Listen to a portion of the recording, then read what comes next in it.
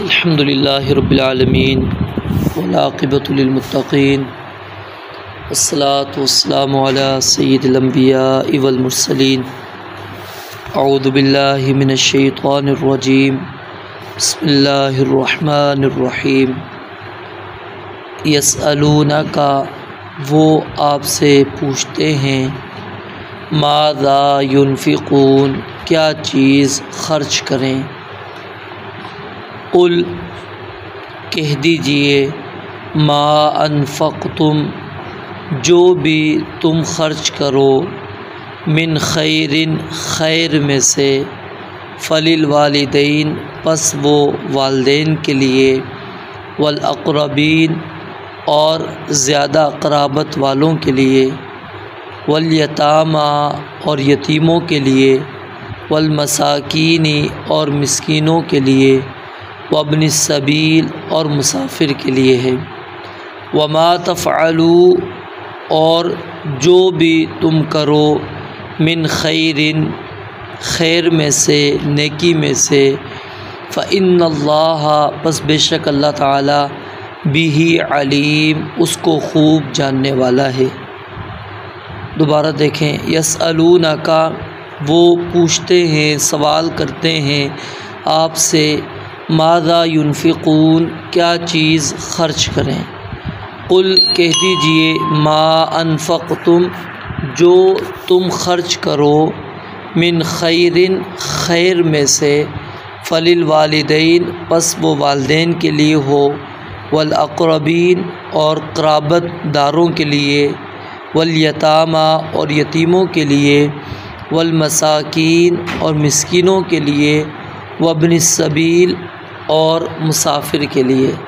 वमा तफ़अलू, और जो भी तुम करो, मिन खैरिन, खैर में से, नेकी में से, फ़इन्नल्लाह बिही अलीम, बस बेशक अल्लाह ताला उसको खूब जानने वाला है।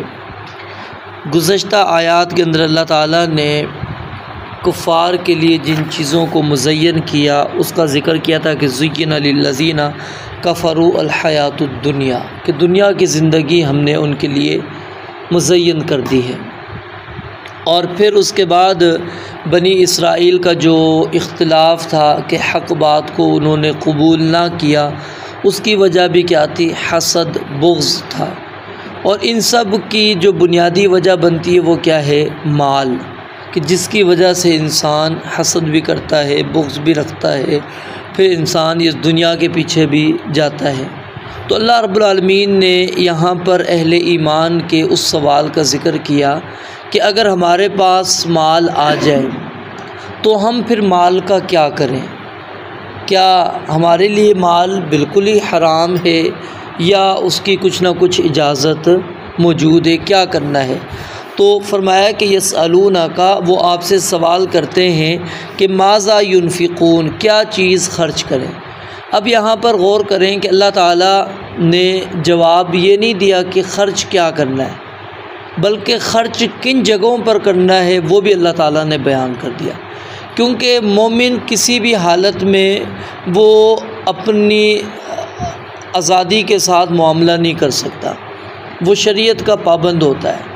उसने माल हासिल करना है तो वो भी शरीयत के दायरे के अंदर रहकर, माल खर्च करना है तो वो भी शरीयत के दायरे के अंदर रहकर। ये नहीं है कि वो कहे कि मैंने माल चलो शरीयत के दायरे में रहकर हासिल कर लिया, अब इस माल का मैं मालिक बन चुका हूँ, अब मैं इसको जिस तरह चाहूँ और जहाँ पर चाहूँ खर्च कर दूँ। नहीं, अल्लाह रब्बुल आलमीन ने इन मोमिन को पाबंद किया है। और इसी वजह से क़यामत वाले दिन जो 5 सवाल इब्ने आदम से होने हैं, हर एक इंसान से होने हैं, उनमें से माल के मुताल्लिक एक सवाल नहीं है। एक सवाल तो है कि आपने माल कहाँ से हासिल किया, किस तरह, मिन ऐनक तसबता, कहाँ से कमाया।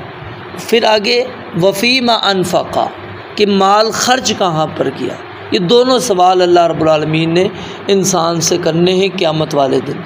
तो यानी कि इंसान मोमिन जो है वो माल हासिल करने के अंदर भी शरीयत का पाबंद है और माल खर्च करने के अंदर भी पाबंद है।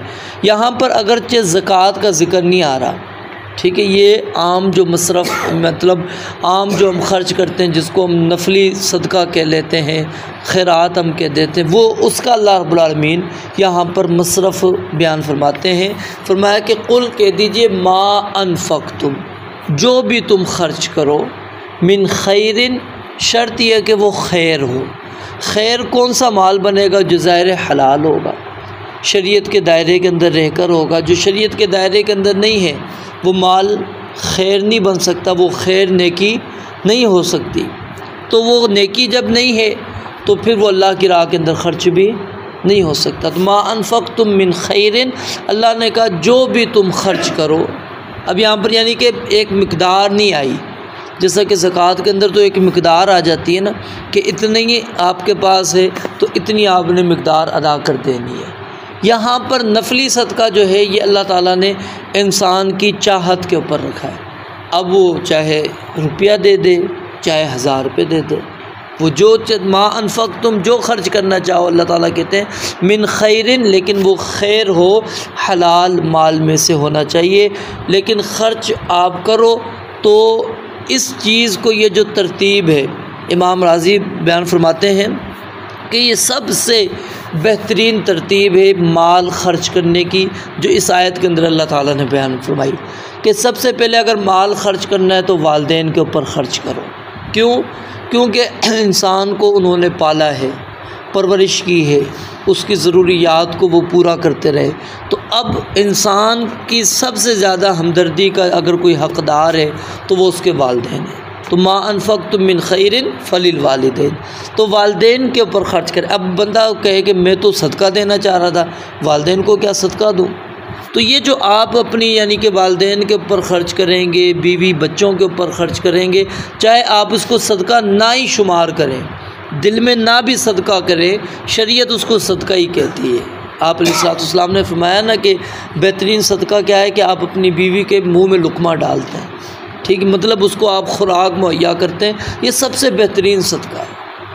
तो सबसे बेहतरीन सदका क्या? वब्दा बिमन ताउल, कि आप उन लोगों से इब्तिदा करें जिनकी इयालदारी आपके ऊपर अल्लाह रब्बुल आलमीन ने फ़र्ज़ रखी है। अब वो क्या है? ज़ाहिर औलाद है, वालिदैन है, ये बीवी बच्चे आ जाते हैं, ठीक है। तो बंदा इनके ऊपर चाहे नीयत ना भी है सदक़े की, आप ख़र्च कर रहे हैं, वो अल्लाह ताला ऑटोमेटिक आपके लिए सदका ही शुमार कर रहा है। फलिल वालिदैन, तो सबसे पहले माल जो ख़र्च करना है वो किन के लिए? वालिदैन के लिए। क्योंकि इसके अंदर अगर इंसान सुस्ती करता है, कोताही करता है, बाकी जगहों पर ख़र्च कर देता है, तो इनकी ज़रूरियात का ख़्याल नहीं करता, तो फिर ये भी दुरुस्त नहीं है। क्योंकि पहली नेकी ये है, बाद में दूसरी नेकी है। हम दूसरी नेकी को समझ रहे होते हैं वो पहली नेकी है, इसको समझ रहे होते हैं ये बाद की नेकी है, खैर है। नहीं, ये पहली नेकी है कि वालिदैन के ऊपर ख़र्च किया जाए। फिर उसके बाद वल अक़रबीन, जो ज़्यादा क़राबतदार हैं। अब ज़्यादा क़राबतदार में कौन आ जाता है? फिर बीवी आ जाती है, बच्चे आ जाते हैं, ठीक है। फिर आप आगे रिश्तेदारियों के अंदर लेकर आएंगे तो फिर वो रिश्तेदारी आएंगी, ठीक है। वल अक़रबीन, इसके अंदर पहले बीवी बच्चे आ जाते हैं, फिर उसके बाद ज़्यादा क़राबतदार, फिर वल यतामा, और यतीम। क्यों? अब ज़ाहिर है वो इस वालिदैन वाले जो है उस साए से महरूम हो चुका है।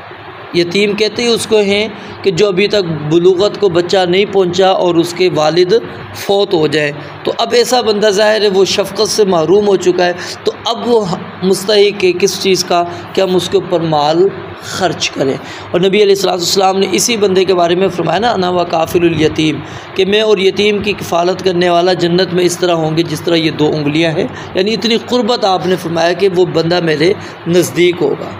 फिर उसके बाद मसाकीन, मिस्कीन के अंदर वो शख्स आ जाता है जो मेहनत मज़दूरी तो करता है, लेकिन वो बंदा मेहनत मज़दूरी के बावजूद अपनी इयालदारी जो है वो पूरी नहीं कर पा रहा, उनकी वो ज़रूरियात मुकम्मल नहीं कर पा रहा, तो उसके ऊपर ख़र्च करना। फिर वब्न सबील, मुसाफिर। अब मुसाफिर बज़ाहिर चाहे वो मालदार ही क्यों ना हो, लेकिन अब क्या है वो सफ़र की हालत में है, तो सफ़र की हालत में होने की वजह से वो बंदा मुस्तहिक़ है कि उसके ऊपर माल ख़र्च किया जाए। तो उसको आप खाना खिला देते हैं, ये भी उसके अंदर आ जाता है। आप उसको किसी चीज़ की ज़रूरत पड़ जाती है, वो ज़रूरत आप उसकी पूरी कर देते हैं, तो ये भी उसके अंदर आ जाता है, वब्निस सबील। तो वमा तफ़अलू मिन खैरिन, अब यहाँ पर अल्लाह ताला ने यानी कि वालिदैन ज़िक्र किया, क़राबतदार, यतीम, मिस्कीन, मुसाफिर, बज़ाहिर ये 5 आ गए, ठीक है। अब उसके बाद जो बाकी रह गए वो वमा तफ़अलू मिन खैरिन के अंदर अल्लाह ताला ने ज़िक्र कर दिया कि जो भी तुम खैर में से करोगे, यानी और भी जो खैर की नेकी के रास्ते तुम्हें नज़र आते हैं, खैर के रास्ते नज़र आते हैं, भलाई के रास्ते नज़र आते हैं, वहाँ जहाँ जहाँ तुम खर्च करोगे फ़इन्नल्लाह बिही अलीम, तो अल्लाह ताला को क्या है, उसका खूब इल्म है कि अल्लाह ताला जानता है कि ये बंदा क्या है, मेरे राह के अंदर ख़र्च कर रहा है। तो यहाँ से ये बात यानी कि साबित हो गई कि माल खर्च करना है और ख़र्च करने के अंदर इस तरतीब को इंसान को मलहूज़ रखना है, क्योंकि वालिदैन और क़राबतदारों के अंदर ये चीज़ भी याद रखें, आपको डबल अजर मिलता है, सिला रहमी वाला भी और साथ में वो जो आप सदका कर रहे हैं उसका अजर भी आपको मिल रहा है। और इसी आयत के मुताल्लिक़ शेख मैमून बिन महरान रहमहुल्लाह वो बयान फरमाते हैं कि इस आयत के अंदर अल्लाह रब्बुल आलमीन ने मुसलमान के ख़र्च करने की जगह बयान की हैं, लेकिन उसके अंदर तबला, सारंगी, लकड़ी की तस्वीरों और घर की जो आराइश है उसका ज़िक्र नहीं किया, यानी कि ये खैर के रास्ते नहीं हैं। क्यों? तबला सारंगी ये ज़ाहिर है वो काम है मयश्तरी लहवल हदीस के अंदर आ जाता है, फजूलियात के अंदर, लहवल हदीस के अंदर वो शैतानी चीज़ों को वो इंसान ख़रीद रहा है। तो गोया कि यानी ऐसी जगह, ऐसी चीज़ पर वो ख़र्च करना। और फिर इसके अंदर जो ये लकड़ी की तस्वीरें, अब जो मतलब हम जिसको शो पीस हम कह देते हैं, अब शो पीस का तो कोई ख़ास मकसद तो नहीं है ना, वो कोई ज़रूरत तो हमारी नहीं पूरी कर रहा, वो हमने अपने अंदाज खूबसूरती के लिए घर में ला कर रख दी है, ठीक है। फिर या घर की जो आराइश के अंदर यानी कि ये है कि एक जगह आप समझते हैं कि यहाँ नॉर्मल काम चल सकता है, गुजारा चल सकता है नॉर्मल के साथ, वहाँ पर आप आला जाके ख़र्च करें तो ये मुनासिब नहीं है। यानी एक टाइल है, वो मिसाल है वहाँ 100 रुपये वाली काम कर सकती है, अब आप कहते हैं कि नहीं मैंने तो वहाँ लगानी है तो 1000 वाली ही लगानी है, ठीक है। क्यों कि 1000 वाली जो है वो ज़्यादा खूबसूरत है, वो इस वजह से आप इसको उलमा कहते हैं कि वहाँ जो आपकी 100 रुपये में अगर ज़रूरत पूरी हो रही है, टाइल लगानी है, ज़रूरत है लगाएं, ममनू नहीं, लेकिन उसकी जगह पर अगर आप 1000 पर जाएंगे ये आप क्या है गलत करेंगे, ज़्यादती करेंगे, ठीक है। तो यानी जहाँ पर आराइश जो मुनासिब है वो अगर आप करते हैं वो इसके अंदर ममनू नहीं है, ठीक है। वो आराइश जो हद से बढ़कर इंसान, मतलब कि कुछ लोग होते हैं ना, वो ख़ास तौर पे बड़ी दूर दूर से जाके ख़रीदारियाँ कर रहे होते हैं, वो जी मैं यहाँ इस कमरे की मैंने वहाँ से टाइलें लानी है, इसकी वहाँ से लानी है, इसका वहाँ से मैंने पत्थर मंगाना है, ये करना है, वो करना है, ये जो है ना ये तरीक़ेकार दुरुस्त नहीं है। क्योंकि ये वो चीज़ है जिसके ऊपर इस्लाम हमें नहीं चाहता कि इसके अंदर अपना माल इंसान ख़र्च करे। तो इसलिए वो कहते हैं कि इन जगहों पर ख़र्च नहीं करना चाहिए, क्योंकि ये खैर के रास्ते नहीं हैं, बल्कि इस रकम को बचाकर इंसान खैर के रास्तों में जो ये रास्ते आ गए या इसके अलावा जो और रास्ते हैं उन रास्तों के अंदर इंसान ख़र्च करे। रब्बुल आलमीन से दुआ है अल्लाह ताला समझने अमल करने की तौफ़ीक़ अता फ़रमाए। व आखिर दअवाना अनिल हम्दुलिल्लाहि रब्बिल आलमीन।